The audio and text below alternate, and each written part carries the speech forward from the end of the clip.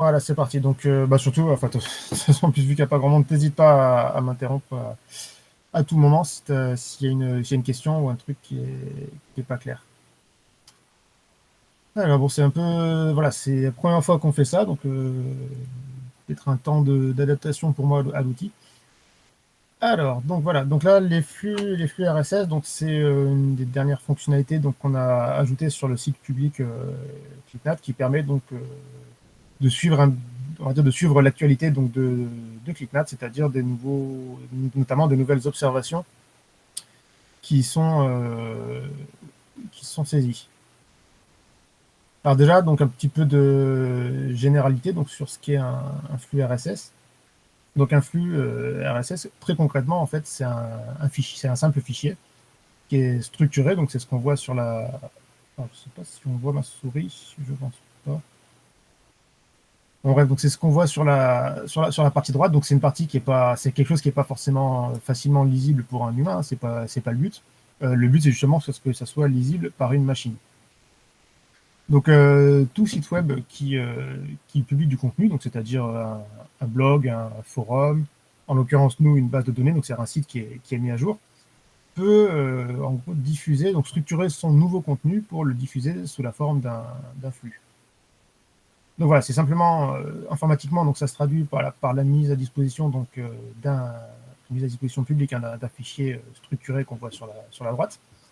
C'est décentralisé, alors je reviendrai un petit peu là-dessus tout à l'heure parce que ça a quand même son importance, mais décentralisé, ça veut dire que c'est vraiment chaque site, chaque producteur de contenu qui publie son flux de la manière dont il a envie.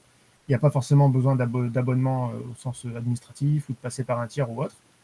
Donc c'est voilà, côté décentralisé. Et donc voilà, c'est généralement, très souvent même utilisé, voilà, donc, comme je dis, pour publier des mises à jour d'un site web, donc dans 90% des cas, des nouveaux articles de blog, des messages de forum, ou des articles sur la presse, par exemple. Donc dans la suite, on va parler, donc en général, quand je vais parler de flux, donc il s'agit en fait concrètement de ce fichier-là, et quand je vais parler d'item ou d'entrée, en gros, bah, c'est une nouvelle entrée, c'est un nouvel article, une nouvelle observation, un nouveau message. Et donc le principe d'un lecteur de flux, c'est ce qu'on va utiliser aujourd'hui, ça va être de transformer le flux codé qu'on avait tout à l'heure en quelque chose de plus sympa, donc ce qu'on voit à l'image à droite, quelque chose de lisible pour un humain. Donc voilà, sa première fonctionnalité à ce lecteur, donc le lecteur, ce qui est un logiciel sur lequel il en existe on va dire des centaines, dont au moins plusieurs dizaines qui sont vraiment bons et gratuits. Donc sa fonction première, c'est de transformer ce flux.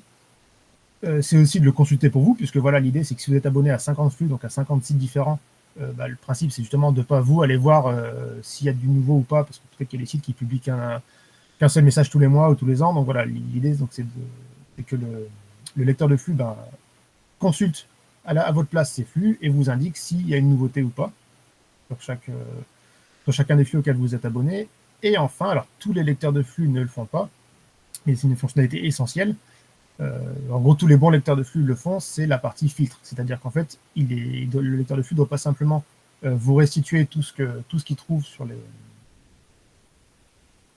les flux auxquels vous êtes abonné, mais il doit aussi, vous pouvez en tout cas normalement lui indiquer plusieurs filtres, ce qu'on va voir aujourd'hui, pour en fait vous soit mettre en avant certaines informations, soit même complètement masquer d'autres informations pour pas. Le but c'est de ne pas être noyé sous le flux.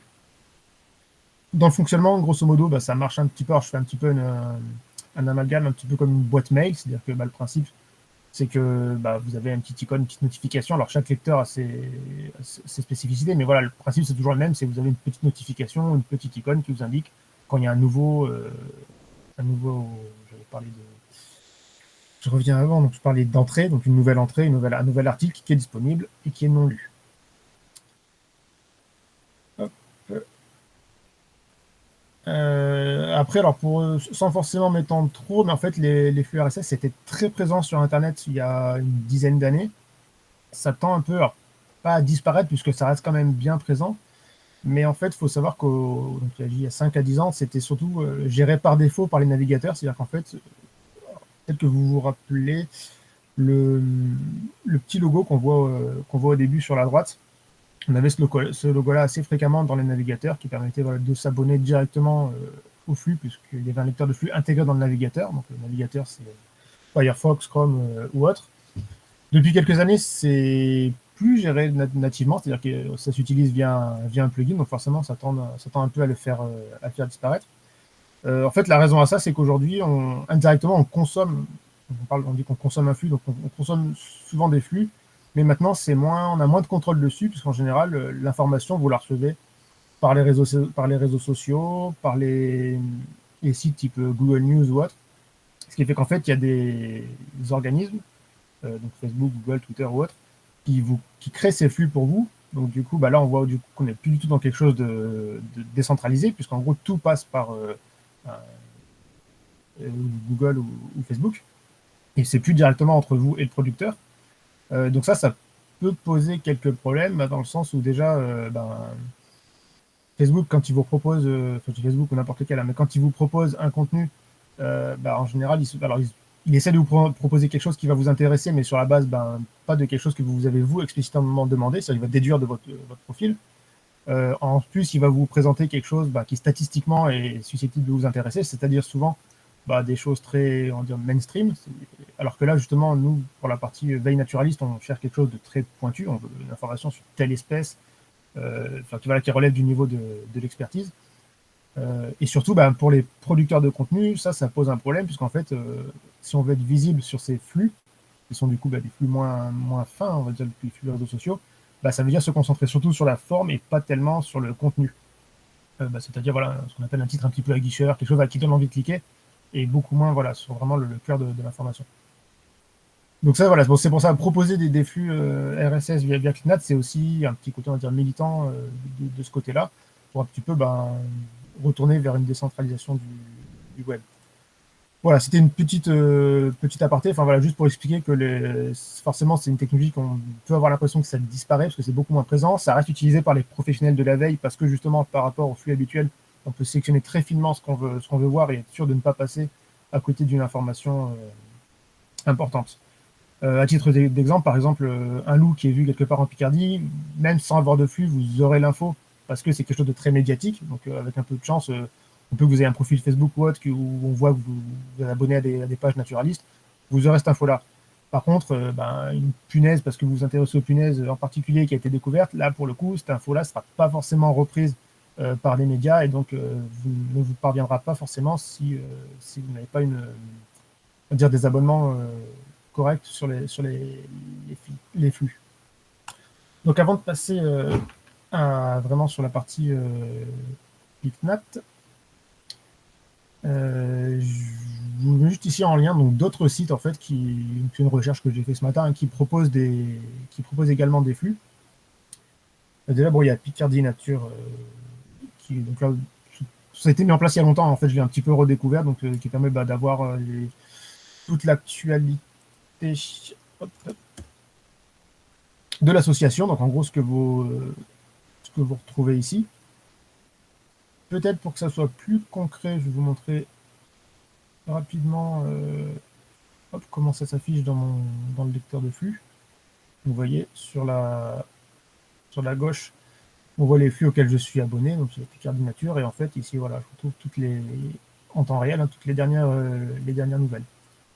Et ça de l'autre côté, ça se fait de manière automatique en fait dès qu'on poste, il n'y a pas de maintenance.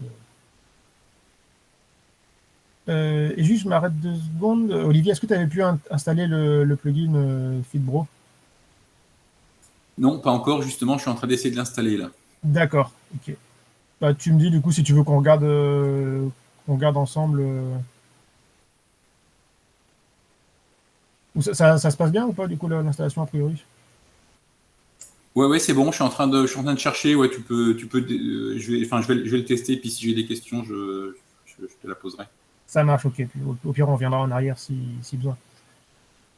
Donc du coup, voilà, ce qu'on a à l'écran, voilà, c'est ça, c'est l'interface, donc le FeedBro, donc le lecteur de flux. Juste voilà, donc là, Picardie Nature, il y avait d'autres. Le forum insect.org, pour ceux qui suivent, qui permet pareil d'être au courant d'avoir en fait en direct les derniers messages qui sont postés. L'INPN propose également un flux. Parmi ceux qui sont intéressants, j'avais noté aussi l'Adréal de Hauts-de-France, puisqu'en fait, par ce flux, donc on va regarder en direct. Alors, comme ça, moi, vous voyez la manip pour vous abonner au flux. Hop, là, je suis sur le site de la Dreal. Alors, il y a deux façons de faire pour s'abonner au flux. L'icône en haut à droite, alors, je ne sais pas si vous voyez ma souris, mais c'est l'icône donc de Fibro. Le petit 27, ça veut dire que j'ai 27 messages, nouvelles entrées non lues. Et donc, en cliquant sur cette icône, j'ai un menu sur lequel j'ai recherché des flux dans l'onglet en cours. Donc là, je clique. Je vois ici qu'il m'a trouvé un flux. Donc, je peux le prévisualiser en cliquant directement sur l'œil. Et donc là, voilà, le flux ressemble à ça. Il y a moins d'images que celui de tout à l'heure, mais vous voyez, ce qui est intéressant, c'est qu'en fait, là, en l'occurrence, ça parle, on voit en fait qu'on publiait des décisions donc, concernant des études d'impact, des projets ou autres, donc chose d'assez précieux pour de la veille naturaliste. Là, c'est vraiment, là, j'ai l'intégralité du flux, donc c'est peut-être pas ce qu'il y a de plus intéressant dans le sens où j'ai tout ce que publie ce flux. Après, on verra comment je peux cibler ça, c'est-à-dire si je suis intéressé que par les projets éoliens ou que par les projets sur un certain département, comment je peux faire ressortir ces infos. Donc voilà, ça m'intéresse. Je clique sur s'abonner. Donc en vrai, le terme s'abonner, il est un petit peu trompeur, en sens où c'est pas un abonnement, au sens ça n'envoie rien à l'Adréal ou au producteur de contenu. C'est simplement, en gros, je dis à mon lecteur de flux, ce flux-là, tu le surveilles et tu me préviens dès qu'il y a quelque chose. Donc, je lui donne le nom que je veux, donc il me propose Dreal Hauts-de-France. Hein, je peux changer et mettre absolument ce que je veux. Ça, c'est vraiment moi pour le retrouver. Les paramètres, bon, vous pouvez vous amuser, bon, pour l'instant, il n'y a pas forcément de choses très intéressantes à voir. Hein. Donc vous allez pouvoir définir notamment quand on va être vérifié le flux, c'est toutes les heures, tous les jours. Bon, pour l'instant, je ne vois pas vraiment d'intérêt à ça. Hein. On garde les paramètres par défaut. Sauvegarder. Et donc là, le flux apparaît ici et j'ai toutes les nouveautés que je peux consulter. Et donc voilà, qui m'amène à chaque fois sur ce nouvel article qui a été publié aujourd'hui. On voit, voilà, le dernier était publié il y a 5 heures, il y en a un qui a 6 heures. Donc voilà, on voit que rien qu'aujourd'hui, j'ai eu 4 nouvelles entrées publiées par la Dreal.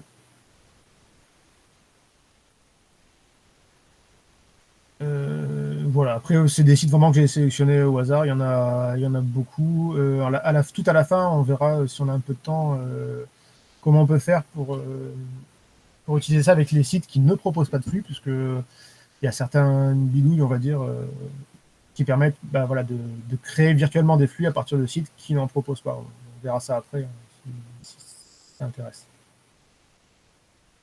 Et donc, pour partir maintenant vraiment sur ClickNat, j'ai un oublié.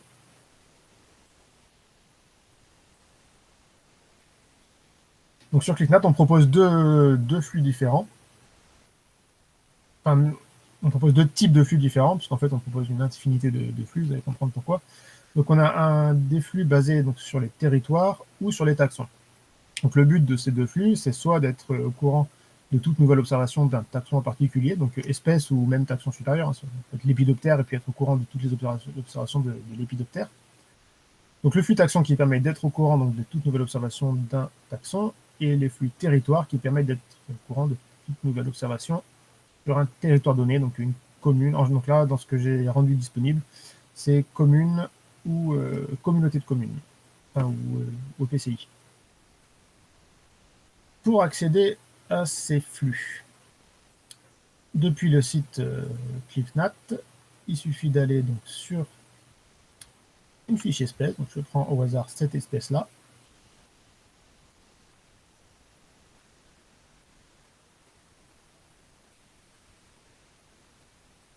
Connexion un peu mal. Voilà. Et donc là, on retrouve ici ce fameux petit logo.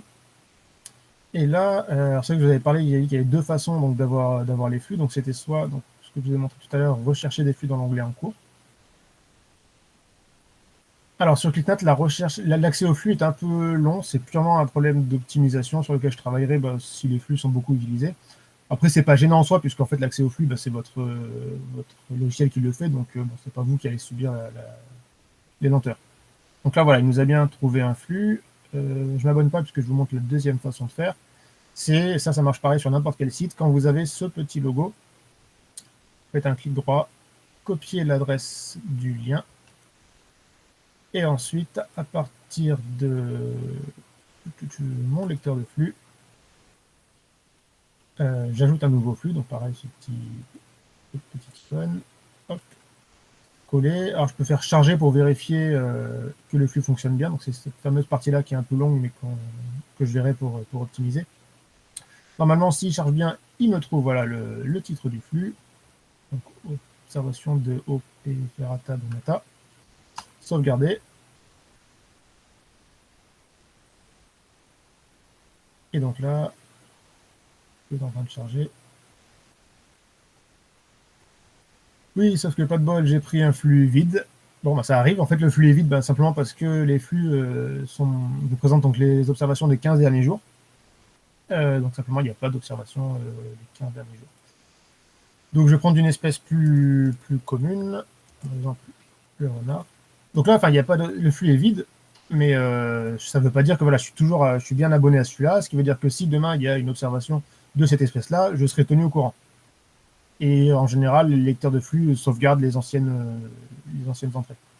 Même si le but d'un flux, c'est pas forcément de garder toutes les informations, parce qu'on est vraiment, le but, c'est pas d'archiver, hein, c'est vraiment d'être au courant quand il y a une nouvelle info. Donc pareil, le renard, je fais pareil, copier l'adresse du lien, je vais dans mon lecteur de flux, tac, je colle, hop, sauvegarder.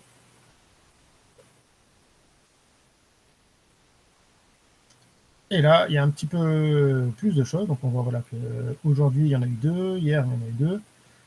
Feedbro propose en fait plusieurs affichages disponibles. Là, c'est purement visuel. C'est-à-dire que moi, j'aime bien celui-là. C'est-à-dire que vous avez les flux sur le côté et puis le contenu en fait, du billet à droite. Bon, et donc, le contenu du billet vous dit donc, voilà, telle espèce a été observée par tel observateur à tel endroit. Donc, à chaque fois, vous avez les liens vers les fiches ClickNat.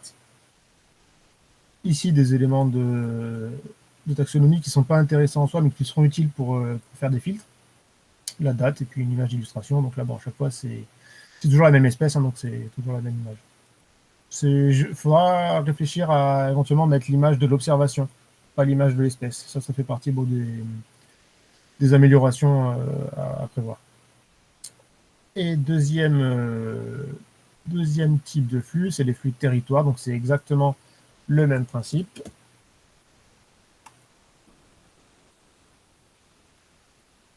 Hop, on part donc de la fiche commune ou communauté de communes. On a un petit logo. Copier l'adresse du lien. Ou alors directement, je vous montre l'autre méthode. Donc, rechercher des flux. Ici, on en a bien trouvé un. Je m'abonne. Hop. Alors, il est ici. Il n'a pas encore trouvé le nom. Alors, les flux territoires sont même un petit peu plus longs à charger que les flux taxons.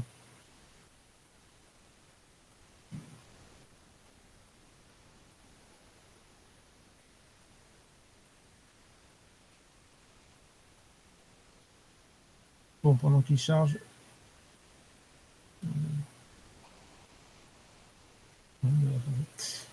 Pendant qu'il charge, je vous montre. Donc là, c'est voilà, bon, c'est le flux que j'ai mis moi pour Amiens. Donc on a à chaque fois, voilà, on a bien une espèce différente. Donc là, cette fois-ci, l'image change. Là, en l'occurrence, pour introduire un petit peu la suite, il n'y a que les oiseaux, parce que bon, c'est un filtre que j'avais choisi pour tester. Voilà, en général, quand on a un nouveau flux, forcément, il y a beaucoup de choses non lues. Donc, il y a une possibilité, en cliquant là-dessus, de tout marquer comme lu. C'est-à-dire que à partir du moment où j'enlève les notifications, et donc, du coup, j'aurais bien un à chaque fois. Enfin, voilà, là, pour le coup, ça marche vraiment comme une boîte mail, c'est-à-dire lu, non lu. Même la possibilité de remettre quelque chose en non lu pour le voir plus tard. Bon, là, c'est vraiment de l'usage très, très courant. Alors, Abbeville, c'est ici. Ouais. J'ai une question. En fait, moi, j'ai fait exactement la même chose que toi, donc pas de problème pour Feedbro. Par contre, sur le nombre d'observations, Amiens, j'ai fait la même chose et j'ai beaucoup plus d'observations que toi. Aujourd'hui, j'en ai 2, par exemple. Ouais, alors ça, c'est parce que j'ai mis. Alors là, en fait, j'ai un filtre qui est activé. C'était pour la suite. Effectivement, là, j'ai un filtre en fait où je laisse passer que les oiseaux. Donc normalement, les 2 que tu as, ça ne doit pas être des oiseaux. Ah ouais, d'accord, ok, ok, d'accord. Oui, Donc ok. c'est parfaitement normal, ouais. Ouais, ok. Donc là, bon, pareil, alors à ville, par contre, j'ai pas mis le nom. Alors le nom, c'est absolument libre, hein. C'est à vous pour vous y retrouver. Voilà. Ensuite, donc voilà, pour ces 2 flux, donc déjà, voilà, déjà, rien sans forcément voir les filtres, déjà, voilà, ces 2 flux, ça permet d'être, c'est déjà utilisable en soi, hein, même sans les filtres, pour voilà, suivre la flux d'un territoire ou d'un taxon. Si, ce que je voulais montrer, c'est si on veut partir sur un taxon supérieur, ce que j'appelle un taxon supérieur, c'est-à-dire une famille ou autre. En fait, toute la difficulté, on va dire, c'est qu'il n'y a pas forcément de fiches espèces. Par exemple, si je reviens sur mon renard, on va aller sur les données de coccinelle. Par exemple, voilà, si je m'intéresse aux coccinelles,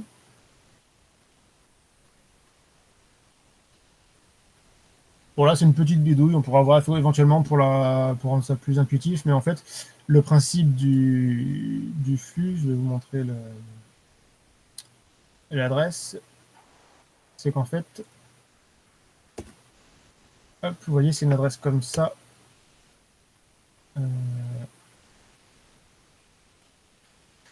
Donc en fait, voilà, c'est cette adresse-là que vous fournissez au lecteur de flux. Et ici, en fait, c'est le numéro national du taxon. Donc qui correspond, pour ceux qui connaissent un peu, donc au numéro taxref, au CDRef.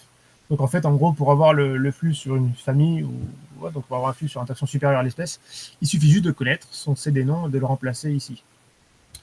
Pour connaître le CD-nom, il suffit d'aller sur taxhub.clicknat.fr. Une des façons, hein, mais je l'utilise, donc c'est d'aller sur taxhub.clicknat.fr. Même normalement sans s'enregistrer. Je recherche un nom latin, par exemple Coccinellidae. Je ne sais pas si je l'ai bien marqué.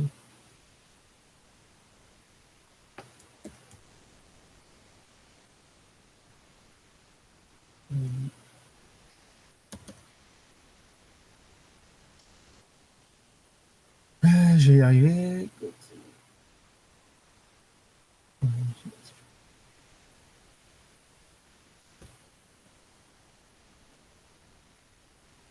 Je crois qu'il me donne. Est-ce qu'il va me donner le numéro de la famille? Non, mais il me donne l'orthographe. C'est pas mal. Voilà, donc Coccinellidae. Et donc là, dans CDRef, j'ai ce fameux numéro. Il suffit donc que je colle ici à la place. Je copie mon lien. Je retourne dans Fitbro. Hop, ajouter un nouveau flux. Tac. Je vérifie en faisant charger que j'ai bien quelque chose. Alors, ces flux-là sont un petit peu plus longs parce qu'ils regroupent plus d'espèces et plus de données. Mais donc voilà, il m'a bien trouvé observation de Coccinellidae. Hop. Donc là, on est bien sur, voilà, sur Coccinellidae, sur l'ensemble de la base. Et donc, voilà, il me donne donc l'espèce, le territoire. Hop, et donc, j'ai les différentes espèces qui ont été vues. Est-ce que déjà, ça va pour cette partie avant qu'on entame les filtres? Oui, alors par exemple, question peut-être idiote, mais si on veut mettre les punaises qui correspondent pas forcément à quelque chose de, enfin, il y a plusieurs familles et ça correspond pas non plus forcément à un ordre. Donc, est-ce qu'il y a des subdivisions comme ça qui sont possibles ou pas? Alors de base, non, c'est que les taxons valides. Par contre, il y a quand même des possibilités de le faire. Alors s'il y a plusieurs familles, je pense que ça couvrira. On va voir. Enfin, n'hésite pas à me dire ou à revenir vers moi si ça couvre pas le besoin. Mais en fait, si c'est par exemple plusieurs familles, tu peux très bien toi euh, t'abonner à un flux qui va concerner. Alors pour les punaises, c'est les homoptères, je crois. C'est ça, c'est homoptera, les punaises. Hémiptère. Émiptère. Donc tu t'abonnes en fait au flux émiptère. Donc du coup, il y aura ce qui t'intéresse et puis d'autres choses qui t'intéressent pas. Et en fait, à partir de cet abonnement, c'est ce qu'on va voir après, tu vas faire un filtre qui en fait ne va conserver que les familles que tu auras indiquées dans ton filtre. Donc s'il y a 5 familles, tu indiques ces 5 familles. Et en gros, je vais avancer un petit peu sur les filtres, hein, mais il va regarder pour chaque billet qui est bien marqué famille égale Pentatomidés ou autre famille de punaises. C'est une des manières. Après, sinon, tu peux aussi simplement t'abonner. Alors, c'est peut-être pas ce que j'aurais choisi. Moi j'aurais fait cette manière-là, c'est-à-dire de prendre émiptère et puis après de filtrer en regardant que les familles qui m'intéressent. Ou sinon, l'autre manière, c'est simplement de t'abonner aux 5 flux ou 6 flux qui correspondent aux 5 ou 6 familles que tu veux suivre. Ouais, ok, ouais, c'est ça, ouais. Parce qu'effectivement, enfin, donc, dans les émitaires, il y a aussi d'autres choses que les punaises. Donc, il faut en fait sélectionner plusieurs familles pour arriver à effectivement avoir Ouais. les différentes. Enfin, pour couvrir toutes les punaises, quoi. Parce que c'est vrai que cette façon de faire, nous, on avait réfléchi même en général hein, pour ClickNat. Parce qu'en fait, voilà, on a où cette approche taxonomique qui marche bien, mais voilà, il y a certains cas où c'est compliqué parce qu'on n'est pas sur des groupes, on est sur des groupes un peu éclatés. En général, enfin moi je préfère quand même, si tu veux, à un moment on avait réfléchi à travailler à partir de listes d'espèces, donc ça correspond en fait à des listes de réseaux naturalistes. Mais le problème c'est que les listes d'espèces, c'est assez difficile à garder à jour, puisqu'en fait, il suffit tous les ans en fait, si tu as des changements sur les familles ou autres, voilà, ta liste se retrouve incomplète et c'est pas évident à gérer. Bon, je pense qu'il n'y a pas de bonne solution. Mais enfin, moi, par expérience, en travaillant par famille, en général, on arrive à. Ça reste gérable parce qu'on est sur, on va dire, maximum une dizaine de familles, pas plus. Ok. Mais après, voilà, si vraiment là-dessus, tu as une limite, moi, ça m'intéresserait de savoir si vraiment ça va pas, s'il y a des cas que tu n'arrives pas qui ne répondent pas aux besoins, et peut-être éventuellement réfléchir à passer sur des listes préétablies de taxons. Ok. Voilà, enfin, t'hésites pas après à revoir, enfin, une fois que tu as regardé tout ça, à me dire si ça a fonctionné ou pas. Et donc, pour attaquer les filtres à proprement parler, donc là, les filtres, bon, je vais vous présenter une méthode, hein. Il y a une infinité de méthodes et d'approches différentes. On va commencer par le plus simple. Alors déjà, donc en fait, les filtres, voilà, donc pour définir des filtres, on va indiquer plusieurs règles, donc on peut en indiquer une infinité.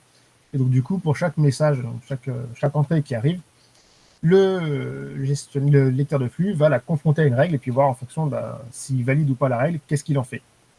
Donc en fait, à chaque fois, on a bien trois blocs. Donc le premier bloc en bleu, la portée, c'est en gros, on va simplement déjà lui dire cette règle-là, à quoi est-ce qu'il l'applique à tous les flux ou que à certains flux. Donc en fait, si je le prends en direct, donc je vais dans règles. Vous voyez, j'ai déjà des règles qui sont établies. Et donc voilà, alors, le nom, c'est entièrement libre, hein, c'est vous pour vous y retrouver.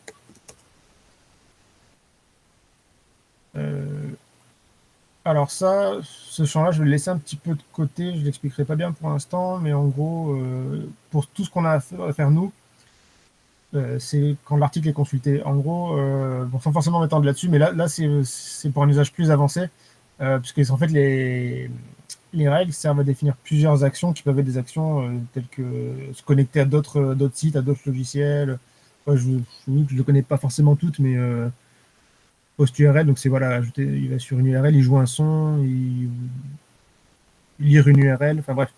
Donc toutes ces actions-là, souvent en fait ça a une différence si elles se déclenchent au moment à l'arrivée ou à la consultation. Bon voilà, c'est un peu confus, mais en tout cas, dans 90% des cas, en général, l'article est consulté. Après, il y a peut-être des erreurs de traduction qui sont imprécises. Mais bon, bref, ce qui est important, c'est surtout ce qui est à côté. C'est voilà, soit ça le fait sur n'importe quel flux, soit sur un dossier. Alors, le dossier, on n'en a pas parlé, mais en gros, ça permet de regrouper plusieurs flux. Bon, moi, je ne l'utilise pas, mais ça peut vraiment, selon la façon que vous allez vous organiser, ça peut servir. Soit voilà, sur un ou plusieurs flux. Donc, quand vous faites ça, il vous propose les flux sur lesquels vous voulez que le filtre s'applique. On va commencer par un truc simple. On va dire n'importe quel flux, c'est-à-dire que ça va s'appliquer sur tout. Ensuite, le deuxième bloc, c'est le bloc condition. Donc, en fait, une fois que vous avez déterminé sur quel flux ça s'applique, déterminer une ou plusieurs conditions, donc il peut y en avoir une infinité.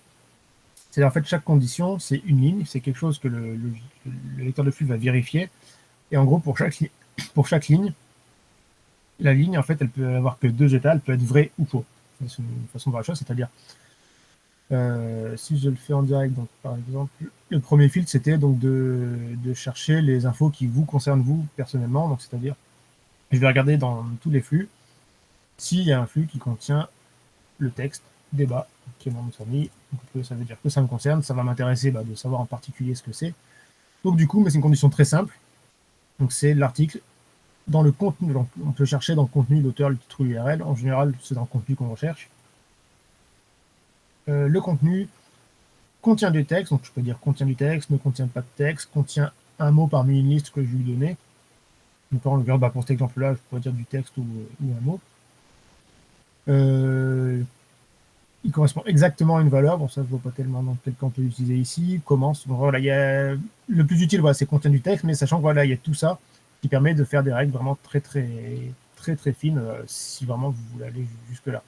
Donc contient le texte débat, sensible, insensible à la casse, en général c'est insensible à la casse, savoir si, comme il vous indique, il fait une différence entre majuscules et minuscules, bon, on va pas s'embêter avec ça.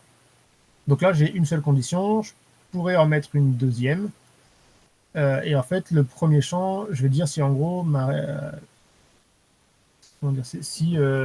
pour que ma règle soit valide, c'est-à-dire pour qu'il me déclenche l'action que je vais déterminer en dessous, est-ce qu'il faut que toutes les conditions soient bonnes, qu'une seule condition soit bonne, ou qu'aucune condition soit bonne. En général, on est dans toutes les conditions. Ça peut être aussi toutes. Alors là pour le coup, c'est la traduction qui n'est pas géniale. Donc soit toutes les conditions, ça veut dire que la première doit être vraie et la deuxième doit être vraie, ou toute condition, en gros, ça veut dire au moins une condition. Ça veut dire que soit celle-là elle est vraie, soit l'autre elle est vraie. Par exemple, si je cherche, je sais pas, par exemple, mon nom peut être mal orthographié, donc du coup, je vais aussi regarder s'il n'y a pas de débat sans S. Donc du coup, je vais mettre toute condition, ça veut dire que c'est nul l'une ou l'autre. C'est une façon de faire, c'est pas la seule, puisque je peux aussi faire ça avec une seule condition, en mettant contient l'un des mots suivants. Donc c'est des mots séparés par virgule sans espace, donc contient débat ou débat. Et là voilà, je peux mettre un petit peu. Voilà, c'est deux façons qui font exactement la même chose. Donc premier bloc portée, deuxième bloc condition, et troisième bloc, donc c'est si une ou plusieurs conditions donc, sont validées, on passe à la partie action, c'est-à-dire que c'est, voilà, qu'est-ce qu'on fait? Et donc, action, alors je vais vous montrer les plus utiles. Moi, ce que j'ai repéré de sympa, donc c'est surligner la bordure de l'article, c'est-à-dire ça va faire un petit liseré de la couleur que vous avez choisi quand les conditions sont validées. Donc là, si je mets ça, toutes les entrées qui contiennent mon nom seront affichées avec un liseré vert. Pareil, on peut mettre plusieurs actions. Après, ça devient un petit peu la pagaille, mais on peut dire une surligne en bleu, en vert, et il me l'ajoute dans les favoris. Donc justement, voilà, deuxième action possible, c'est marquer comme favori, c'est-à-dire que vous met une petite étoile. Pareil, ça fonctionne, c'est un peu le même principe que pour les mails. Après, vous avez sur Feedbro, là, sur la partie à gauche, vous pouvez retrouver tous les articles marqués. Là, c'est vraiment, c'est ce que j'aime bien dans le principe, c'est que c'est vraiment libre choix. C'est-à-dire que voilà, là, c'est vous qui vous organisez vraiment comme vous préférez. Donc dans les trucs intéressants, voilà, donc c'était surligner la bordure, marquer une étoile, masquer ou supprimer l'article. Donc justement, par rapport à ce qu'on disait tout à l'heure, Olivier, si tu veux supprimer par exemple. Donc masquer ou supprimer, en gros c'est pareil. Hein, sauf que masquer, je sais plus comment ça apparaît. En fait, masquer, il y a une option afficher les masquer ou pas. Supprimer, c'est voilà, simplement, dès qu'il arrive, hop, il le supprime, il le garde pas en mémoire. Et puis les balises, on verra. Les balises et les points, c'est intéressant aussi, c'est un petit peu plus avancé, on pourra éventuellement voir ça à la fin.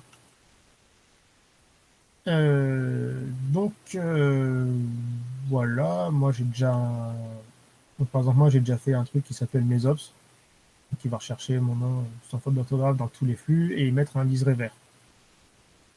En pratique, voilà, par exemple, je sais, par exemple, j'ai été à Naour, donc j'ai un flux qui suit la commune de Naour, et là, hier, j'ai vu un hérisson écrasé, enfin, c'était blanche, j'ai saisi un hérisson écrasé qui apparaît ici avec un liseré vert.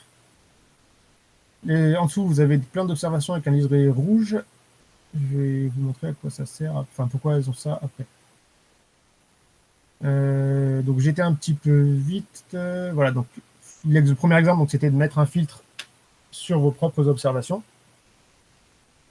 Voilà, donc là, bon, ça, on l'a traité. Voilà, ça donne ça. Ce qu'on a vu en direct. Ensuite, voilà, deuxième filtre qui me paraît particulièrement intéressant, c'est de pouvoir afficher, donc là je vais nous mettre en rouge, pareil, on peut faire l'action qu'on veut, donc de pouvoir sortir en fait les observations qui sont blablabla, j'ai perdu. Oui, les nouvelles observations pour un territoire, c'est-à-dire donc moi je suis abonné au flux du territoire d'Amiens, je n'ai pas forcément envie de voir tout ce qui s'y passe, mais je veux voir la première fois qu'on observe un taxon en particulier sur un territoire. Donc en gros, voilà, dès qu'il y a une nouvelle observation, je veux que ça soit affiché en rouge. Alors de base, ça paraît complexe, mais en fait, ça c'est possible, puisqu'en fait, quand on regarde un billet, donc une entrée pour les flux territoires, il nous indique donc l'espèce, l'observateur. Donc là, justement, l'observateur, c'est ce qui permet que le filtre puisse fonctionner, la commune, tout ça. Et puis, il nous indique une petite phrase qui me dit donc le taxon avait déjà été observé sur le territoire le 24/08/2019. Donc c'est l'observation précédente.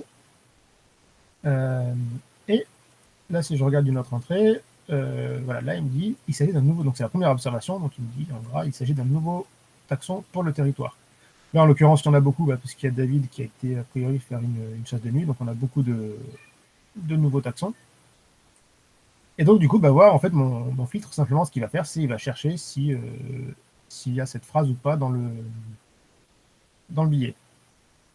Donc, du coup, pour faire ce filtre, alors, je reviens dans Fibro, dans les règles. Alors, donc là, je l'ai fait ici. Alors, pareil, alors là, je vais vous montrer pourquoi j'ai rajouté ça. En fait, je ne me suis pas embêté à limiter ce flux-là au flux cliquable, puisqu'en fait, si ici je sélectionne un flux en particulier, par exemple le flux Amiens, ça veut dire que si demain je rajoute un flux dans une autre commune, voilà, il faut que je revienne le sélectionner également, et je suis un peu feignant, j'ai pas envie de m'embêter à faire ça. Donc je dis, hop, tu surveilles tous les flux. Et tu cherches le mot nouveau. Donc c'était un petit peu. J'aurais pu mettre la phrase entière s'il s'agit d'un nouveau taxon sur le territoire, mais bon, j'ai envie de dire si jamais demain l'orthographe change ou il y a un point qui se décale, tout ça, bon, pour pas s'embêter, je cherche juste le mot nouveau. Et normalement, je ne devrais pas me sortir de faux positifs, on va dire. Sauf que justement, moi je suis abonné à plein de flux, puisque même hors ClickNat, j'ai envie de suivre l'actu sur des trucs informatiques, sur des trucs, tout n'importe quoi. Je veux pas qu'il m'affiche un truc rouge ou qu'il me mette une notification à chaque fois qu'il y a le mot nouveau à l'intérieur. Donc en fait, j'ai rajouté une autre condition qui veut qu'en fait, l'URL contient le texte ClickNat. Et ça, je vais l'expliquer un petit peu plus. En fait, si on va dans n'importe quel flux, un flux, c'est composé d'un titre, d'un contenu, comme ici, et d'une URL. En fait, l'URL, je ne sais pas si vous la voyez tout en bas à gauche de l'écran, c'est en fait, vu que le but d'une entrée de flux RSS, c'est de vous ramener quelque part vers le nouveau contenu du site, et du coup, l'URL, ça nous ramène systématiquement vers ClickNat. Alors bon, là, c'est peut-être quelque chose à améliorer, puisqu'en fait, là, ça ramène simplement vers ClickNat, alors que ça devrait ramener vers la fiche espèce. En tout cas, si je vais par exemple sur mon renard, voilà, ça m'emmène bien vers la fiche espèce. Donc là, le fait d'avoir mis cette règle ici, c'était simplement voilà, un raccourci pour qu'en fait, en gros, si tous les flux INPN ou les flux INPN ou autres, je sais très bien qu'ils ne contiendront pas ClickNat dans l'URL. Donc c'est une manière rapide de voilà, restreindre un petit peu ça aux flux qui viennent de ClickNat. Mais voilà, encore une fois, c'est pas la seule manière. Donc là, voilà, j'ai choisi donc en cas de nouvelle observation de mettre un liseré rose. Et donc c'est bien ce qui s'affiche ici pour Naour. Pour bon, il n'y a pas de nouvelles observations. Mais voilà, j'ai mis un liseré rose pour toutes les nouvelles observations. Et donc, s'il n'y a pas de questions, du coup, dernier exemple, c'est celui qu'on a évoqué au début. C'est un petit peu là, à l'inverse, je veux surtout pas être noyé sur l'information, parce que c'est un petit peu le risque quand on s'abonne à beaucoup de flux. Je suis un ornitho, donc je ne m'intéresse qu'aux oiseaux, je ne veux pas voir le reste. Donc en gros, voilà, je vais demander donc, sur mon flux amien, ou je peux le faire sur tous les flux, hein, voilà, ou même sur quelque chose de plus large, hein, ça je pourrais très bien le. Genre, comment dire, ce filtre-là qui va filtrer les articles qui ne parlent pas d'oiseaux, donc qui ne contiennent pas les mots aves, oiseau, bird, piaf, tout ce qu'on veut, qui ne contiennent pas hein, les mots, donc ces articles-là vont être supprimés. Mais ce flux, je peux très bien le faire fonctionner uniquement sur les flux ClickStat, mais je peux le faire fonctionner sur, par exemple, si je suis abonné à La Voix du Nord, mais je veux voir que ce qui concerne les oiseaux depuis La Voix du Nord, bah, je peux très bien l'appliquer aussi à ce flux-là. Donc voilà, là on sort un petit peu de ClickNat et d'où l'intérêt de créer des règles assez larges hein, qui peuvent s'appliquer à plein de choses. Et donc pour ça, voilà, donc voilà, là ce que j'ai fait, donc j'ai simplement choisi mon flux. Là, j'ai fait une erreur, par contre. Normalement, il n'est pas censé y avoir d'espace entre les mots. Parce que sinon, en fait, simplement, il considère le mot avec l'espace avant, comme un tout. Donc, voilà, erreur à corriger, ne pas mettre d'espace. Mais voilà, j'ai mis, donc, voilà, si l'article ne contient aucun des mots suivants, c'est qu'a priori, ça ne parle pas d'oiseau. Et donc, il est supprimé, je ne le vois même pas. Et donc, c'est ce qui fait que, voilà, qu'à Amiens, on n'a pas le même flux, j'ai que les oiseaux. Donc en fait, on voit bien qu'il y a deux approches. En fait, en gros, c'est soit on a une approche permissive, c'est-à-dire on va dire je fais une action sur ce qui m'intéresse, soit on a une approche restrictive, c'est-à-dire en gros c'est je fais une action qui me masque ou qui me vire ce qui m'intéresse pas. Donc c'est deux manières de faire hein, qui sont complémentaires. Donc voilà, là c'était 3 exemples de filtres, hein, mais on peut. En fait, quand on regarde un peu comment sont faits les billets, on peut imaginer tout type de filtre. Par exemple, là j'ai mis le renard sur la Picardie.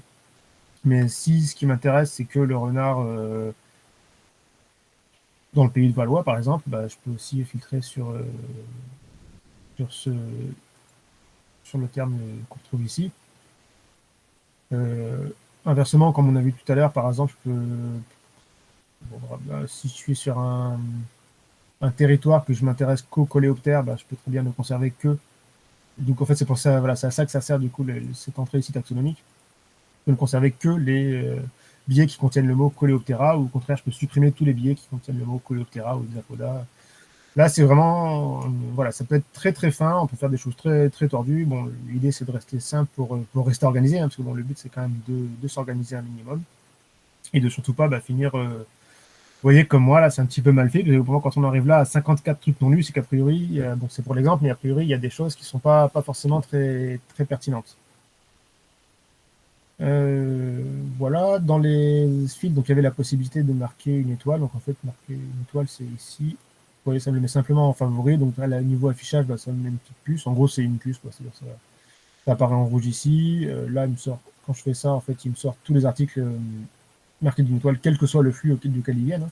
Donc là, si je prends un sur le site de l'INPN, que je le mets en favori, hop, je le retrouve ici, ici aussi. Donc ça peut être aussi, quelque part, c'est des stratégies. Hein.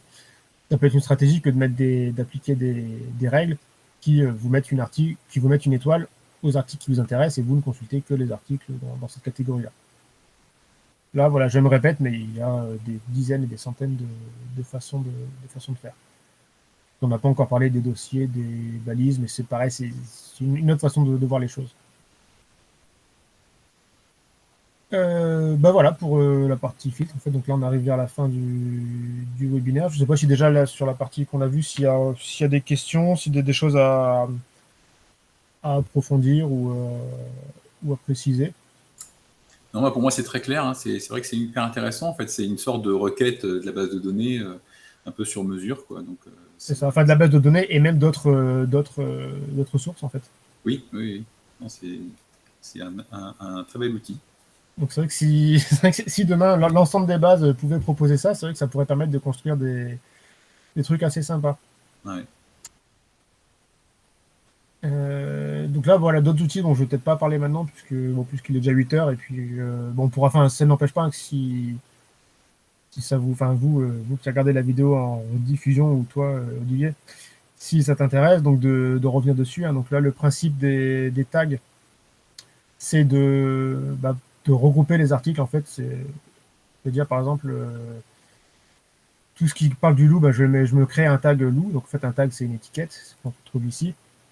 Enfin non, alors là, ils ont traduit par balise ou tag, donc c'est pareil. Bon, je vais montrer quand même un exemple pratique. Non, parce que je ne l'ai pas préparé. Bon, je ne vais pas m'attarder là-dessus, mais en gros, voilà, l'idée, c'est que ça peut même être fait manuellement, parce que là, depuis tout à l'heure, je parle des filtres, mais tout ce qui se fait par les filtres peut être fait manuellement. C'est-à-dire, par exemple, ça m'intéresse, bah tiens, je vais l'ajouter je lui mets une nouvelle étiquette. J'appelle ça hop, intéressant. Hop, je l'ajoute. Donc là, il a simplement voilà, mis une étiquette là-dessus. On peut en mettre une infinité d'étiquettes sur chaque entrée. Et là, quand je vais dans mes balises, je vois que dans la balise intéressant, j'ai un article.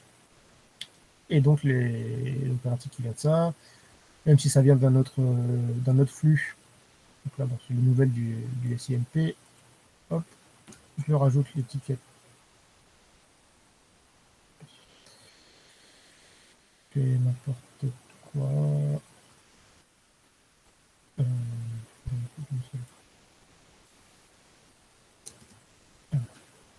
Hop. Bon.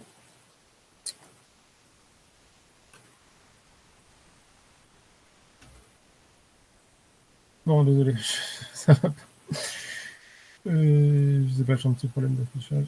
Alors, j'ai pas compris comment ça marche. Voilà, donc, voilà, je rajoute l'étiquette intéressant. Et donc là, dans mes balises, je vois que balise intéressant, j'ai deux articles. Et donc, en fait, il m'affiche ici. Et donc là, vous voyez, un peu, là, on commence à voir un peu tout l'intérêt de l'outil, puisqu'en fait, il me mélange des informations qui proviennent de sites tout à fait différents, mais que j'ai choisi de regrouper ici. Et donc, ce regroupement peut être fait automatiquement par des filtres. Donc, c'est une autre approche, hein. Si vraiment vous avez, je pense que si vraiment vous avez un suivi très compliqué, enfin dans le sens où vous catégorisez plusieurs choses bien distinctes, ça peut être aussi une approche. Même si vous suivez des sujets complètement différents, hein, une partie, une veille naturaliste, une veille technologique ou autre, ça peut être une façon de voir. Voilà, si vous les utilisez, moi ça m'intéresse aussi, voilà, d'avoir un retour, hein, savoir en gros comment vous avez pu vous organiser. Puisqu'en fait, un truc que je voulais voir plus tard, c'était éventuellement, on peut imaginer, donc Feedbro peut permettre en fait, en gros, de créer un petit peu un kit de démarrage. C'est-à-dire qu'en fait, on peut très bien fournir aux adhérents de l'association un fichier de configuration qui permet d'avoir déjà des abonnements et déjà des règles préétablies. Donc par exemple, pour Picardie Nature, on peut très bien dire voilà, on vous fournit une configuration qui vous abonne déjà au flux de l'INPN, de l'Adreal, de la DDT, de trucs qui peut être intéressant avec certaines règles déjà préétablies, et après à vous en partant de cette base, à vous de les personnaliser. Les points, j'en ai pas parlé. Alors là, pareil, c'est un petit peu plus pointu, mais ça permet de prioriser un petit peu, si vous êtes pareil, si on est abonné à beaucoup de flux, de prioriser les articles. Donc en fait, dans les règles, vous avez par exemple la possibilité de dire, là en exemple concret, quand il y a le mot castor, je rajoute 100 points, je mets 100 points. S'il y a le mot Picardie, je mets 50 points. Donc du coup, tous vos articles qui parlent du castor auront 100 points, tous les articles de Picardie auront 50 points, les articles des deux auront 150 points. Et donc après, à l'affichage dans Flipbro, vous pouvez trier les articles par points. Donc moi, je sais pas, c'est quelque chose que j'ai pas du tout utilisé, hein, mais en tout cas, ça permet que de base, j'ai un tri par date. Là, on a une approche par point. C'est pas forcément le plus récent qui est en haut, mais ce que vous, en tout cas, vous avez déterminé comme le plus pertinent. Donc quelque part, on se rapproche un petit peu de ce que peuvent faire Facebook et compagnie, sauf que là, c'est vous qui pondérez vraiment ce qui vous intéresse. Là, on arrive dans de l'usage hyper avancé, mais bon, pourquoi pas. Expression régulière, ça, je l'ai mis ça un peu pour le fun. En gros, ça permet de répondre à des questions comme je recherche un ensemble composé de deux mots dont le premier commence par une majuscule et le second se termine par us ou une, qui permettent de détecter les noms latins. C'est un exemple qui m'est venu comme ça, mais bon, ça c'est un petit peu plus compliqué, les expressions régulières. Je pense qu'Olivier, je ne sais pas si tu en as déjà fait, parce que quand on s'amuse à programmer un peu, c'est quelque chose sur lequel on peut être confronté. Non, j'en ai pas fait. Avec ça, j'en ai pas fait avec les flux RSS. Écoute, en fait, les expressions régulières, ça s'utilise avec n'importe quoi, en SQL, en PHP, en n'importe quoi. Oui, effectivement, dans ce cas-là, j'en ai déjà utilisé. Voilà, et c'est le même. En fait, si tu connais la syntaxe, c'est exactement. Je sais pas, j'ai pas testé, hein, mais en tout cas, c'est exactement le même principe. Donc voilà, on peut aller quelque part très très loin, puisque ça peut permettre de détecter une adresse mail, un nom latin, un code postal, un code INSEE par exemple, ce qui peut être utile aussi. Bon, là, on est quand même dans l'utilisation hyper avancée. Hein. Je pense pas qu'on aura l'usage de ça. Voilà, donc pour conclure, donc ça j'en ai parlé. C'est pas encore intégré, mais donc si l'outil prend, enfin, ou même pas, mais en tout cas, enfin, si les flux servent bien, on peut aussi rajouter dans les statuts de rareté menace dans les entrées, ce qui permet là, encore une fois, d'aller un petit peu plus loin dans les filtres, puisque de faire des filtres sur les espèces liste rouge ou autres. Et enfin, voilà, ça c'est plus à avoir sous la main. Ça, c'est quelque chose que j'ai trouvé cet après-midi, et c'est ce dont je parlais au début, qui permet de générer un flux à partir de sites qui n'en proposent pas. Là, bon, je ne vais pas montrer l'usage maintenant, puisque bon, voilà, à savoir s'il y a un site vraiment qui vous intéresse, mais qui malheureusement ne propose pas de flux, c'est assez rare, mais il y en a. Je sais que notamment, voilà, dans le grand manque que j'ai vu, c'est Courrier Picard et N-Nouvelle ne proposent pas de flux RSS, ce qui est très dommage, mais il y a possibilité de passer outre avec cet outil en fait qui va simplement en gros interroger régulièrement le site et formater un petit peu ce qu'il voit en flux RSS utilisable. Donc un outil gratuit et du peu que j'ai utilisé en tout cas qui fait bien le boulot. Bon, ça je l'avais mis, mais personnellement je l'utilise pas. Feedly, déjà il y a de la pub, c'est limité. En gros, ça permet de recevoir les articles par email. Bon, pas vraiment d'intérêt, puisque à mon sens, Feedbro s'installe un peu n'importe où et puis il fonctionne bien, mais en tout cas, si vraiment on veut recevoir par mail, voilà, ça existe. Voilà, et puis donc pour finir, donc, encore une fois, Feedbro, c'est un truc que j'ai testé, que je trouve vraiment pas mal, mais c'est pas du tout le seul. Et notamment, je sais que j'utilise aussi pas mal Thunderbird, puisque vu que moi j'utilise Thunderbird pour mes mails, Thunderbird fonctionne aussi très bien avec les flux RSS. Et donc là, en fait, l'avantage, c'est que si on utilise les filtres sur les mails, on peut utiliser les mails filtres sur les flux, puisqu'en fait, ils présentent les entrées comme des mails. Là, voilà, c'est vraiment de la préférence perso. Donc voilà, on va pouvoir conclure, sauf s'il y a des dernières questions. Pour moi, c'est tout bon, c'est vraiment bien clair. C'est vrai que ça donne envie d'essayer ça en suivant quelques espèces fétiches ou sur des communes qu'on suit comme ça régulièrement. C'est vraiment un très bel outil. Ok, super. Écoute, si tu en as, enfin moi, en tout cas, au bout dans plusieurs semaines, hein, si tu l'utilises régulièrement, ça m'intéresse d'avoir un retour. Ah oui, petite limite que j'ai pas dit. Alors pour l'instant, sur ClickNote, c'est temporaire, mais les flux sont mis à jour toutes les 24 heures. Donc ça ne sert à rien d'aller les voir 10 fois par jour. Il y a toujours un décalage de 24 heures entre le moment où l'observation est saisie, enfin le lendemain, vous avez toujours les flux le lendemain. Il y a toujours un décalage entre le moment où l'observation est saisie et le moment où elle est disponible dans le flux. Ça, c'est temporaire, parce que bon, c'est une histoire de migration entre bases. Bref, c'est temporaire. Normalement, d'ici l'année prochaine, les flux seront mis à jour quasiment en direct. Ouais, c'est une information importante, oui. Ouais, donc c'est pour ça, enfin voilà, faut pas t'étonner si tu le vois pas tout de suite ce que tu saisis. Ok, écoute, merci beaucoup, c'était vraiment très intéressant. Merci à toi, hein, du coup, d'être venu, sinon je me serais senti seul. Ouais. Et voilà, donc n'hésite pas, même après, moi ça m'intéresse aussi d'avoir un retour sur le format webinaire, enfin ce qu'on fait, puisqu'en fait c'est la première fois que je fais ça. Au final, je trouve ça plutôt sympa, puisque Ouais, voilà, c'est bien. Ça permet d'être interactif, tout ça, ouais, c'est bien. C'est ça, puis ça évite aussi de déplacer des gens du fin fond de la Picardie ou des Hauts-de-France. Ah oui, ou de Lille, exactement. C'est ça. Donc voilà, très bien. Je te remercie d'avoir participé. Puis n'hésite pas à me recontacter ou à m'envoyer tes retours par mail. Ok, je te remercie aussi. Bonne soirée. À Allez, bientôt. bien, au revoir Olivier, au revoir à tous. Ok, salut. Bonsoir.